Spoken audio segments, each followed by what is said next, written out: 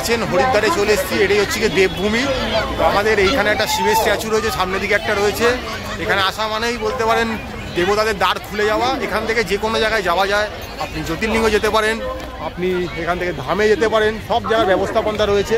তাই এটাকে দেবভূমি বলে ডাকা হয় মোটামুটি। তো আমরা এই মুহূর্তে চলে এসেছি দেবভূমিতে। ওখানে রেলকোচ রেস্টুরেন্ট রয়েছে, এখানে শিবের একটা বিশাল বড় স্ট্যাচু রয়েছে, আপনাকে দেখিয়ে দিচ্ছি।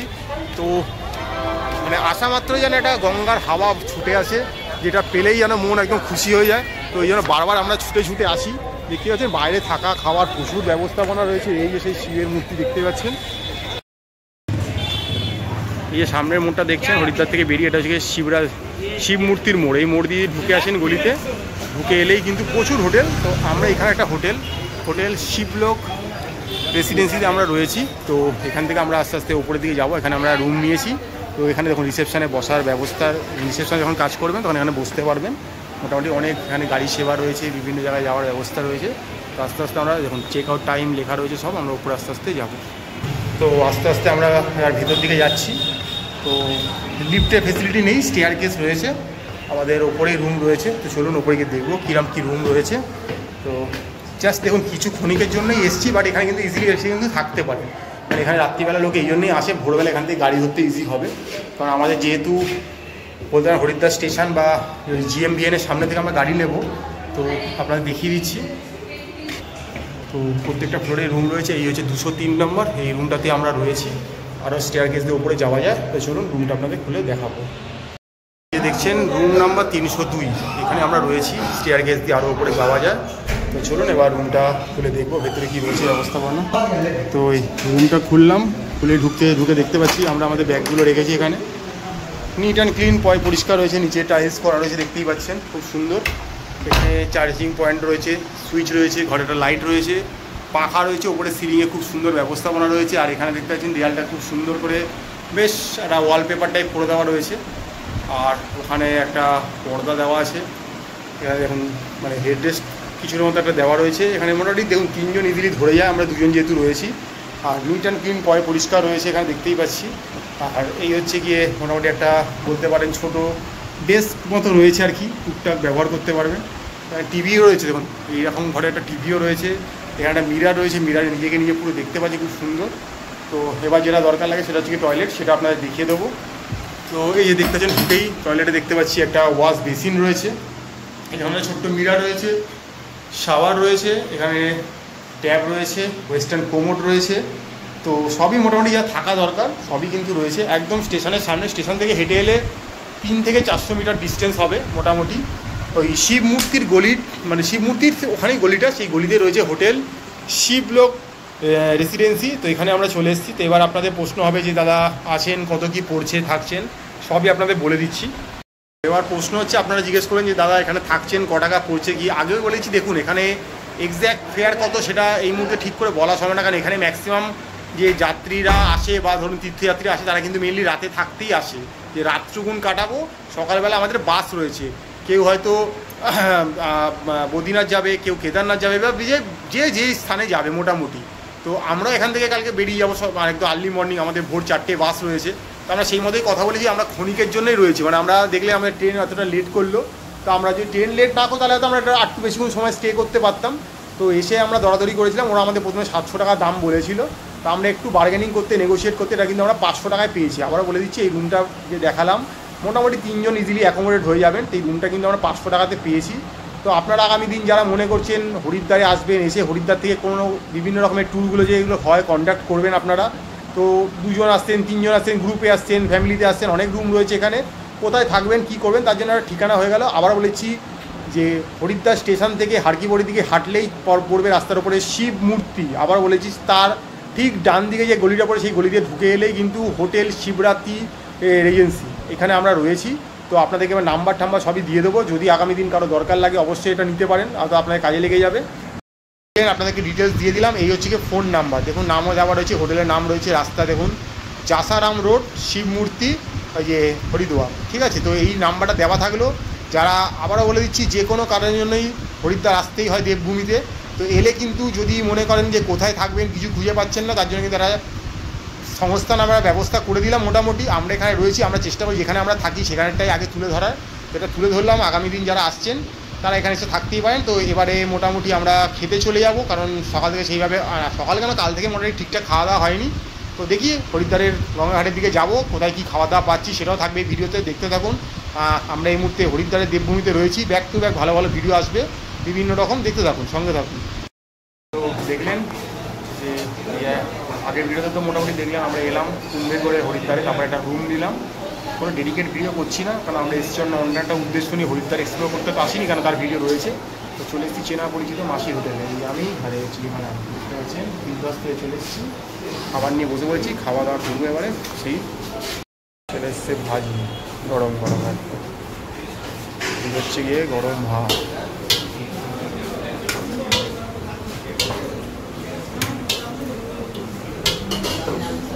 এবার আসবে হচ্ছে গিয়ে সেই টালটালে ঘি, স্যাটা স্যাট চামচ দিয়ে দেবে, একদম কোনো কথা হবে না। তো এই মোটামুটি আজকে খেতে খেতেই ভিডিও হবে আমাদের আজকে।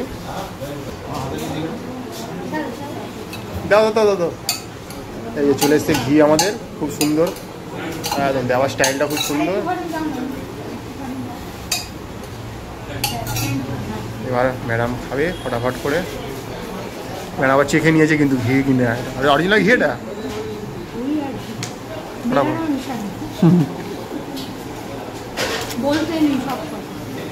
কিছু সিক্রেট থাকা ভালো, ব্লগার এগুলোকে একটু মেনে চলতে হয়, জানেন তো।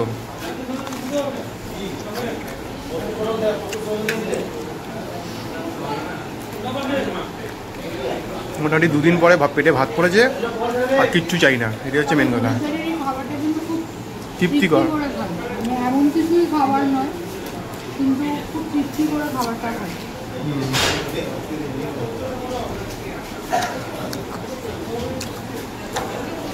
ওদের ভাষায় এটা আলুর পকোড়া, আমার ভাষায় আলুরি। আলুরি, ফুলুরি থেকে আলুরি, কঠিন ব্যাপার। কলকাতায় দেখুন 80 টাকা করে যাচ্ছে, খুব একটা দামে খারাপ নয় হরিদ্বারের সাথে। তো ওদের ওই ঘুরিয়ে ফিরিয়ে এক একদিন এক একটা হয়, কোনদিন বেগুনি হয়, কোনদিন আলুর হয়। আর থালির দাম মোটামুটি 80 টাকা।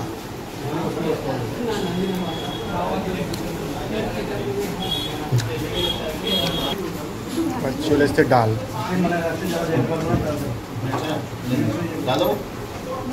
এই মুগ ডাল না, মুগ ডাল, এই ডাল দিয়ে ভাত রেখেছি। আর ওটা চালু পোস্ত বলবে খেয়ে ম্যাডামই, আমি আর বলবো না। তবে আমাকে যদি বলেন মুগ ডালটা খেতে ভালো হয়েছে, খুব সুন্দর হয়েছে, বেশ মুগ ডালই লাগছে, অন্য কিছু লাগছে না। ম্যাডাম খেয়ে বলবে ডালটা কেমন, খাও খাও খাও।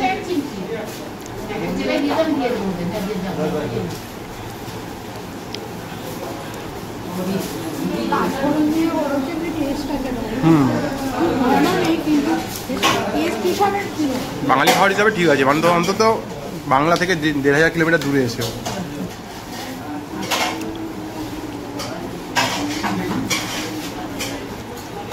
আর ম্যাডামের ফেভারিট জিনিস দিয়েছে এখানে, পাতে চকচক করছে, ম্যাডাম বলবে এরকম কি খেতে।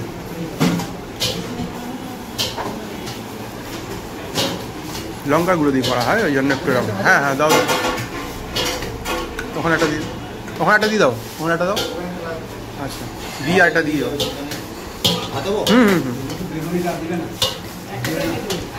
ব্যাস,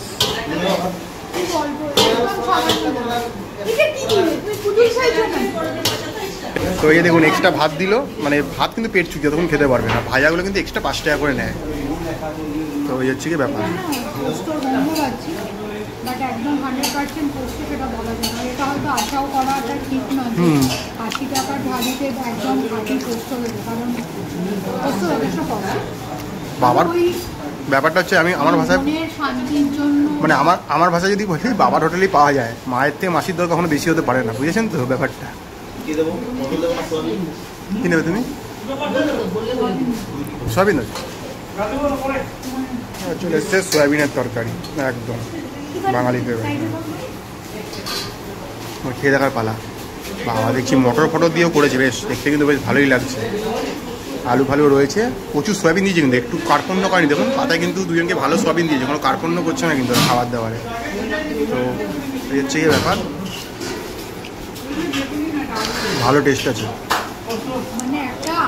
মিক্সটা কম্পালসারি সবাইকে দেবে। আর একটা অপশন হচ্ছে হয় আলু পটল বা সোয়াবিন, যেটা খাবে যে কোনো একটা। যেদিন যেরকম হবে আর কি। না এখন আছে, আচ্ছা, আলু পটল আছে আর সোয়াবিন, তা আমরা সোয়াবিন দেবো। যেহেতু পাহাড়ে এসেছি তো হাঁটাচলা হবে, একটু প্রোটিন খাবার খাচ্ছি আর কি আমরা, কারণ পটলে কোনো প্রোটিন আছে বলে শুনিনি। পটল তুললে হয়তো প্রোটিন হতে পারে, পটল খেলে কোনো প্রোটিন আছে বলে শুনিনি, তো সেই জন্য আমরা সয়াবিনটা খেলাম। আর আমাদের ফুড টেস্টটা আমি একটু শুনে নিন কী ব্যাপারটা কী বলো।